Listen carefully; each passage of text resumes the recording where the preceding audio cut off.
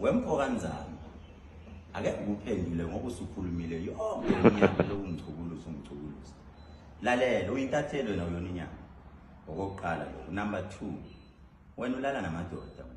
ngiyakwazi konke lokho ulala namadoda mina ngalalela akasenze kanje asithi ake ngiyacela nginama sponsors ama-brand amakhulu uma ngempela ukuyitshisa ake ziye ringini singaloke sithola abantu impilo ake siye ringini siyohlubana ngesibhakela oyo wena uyothatha 100,000 nama-sponsor amnika imali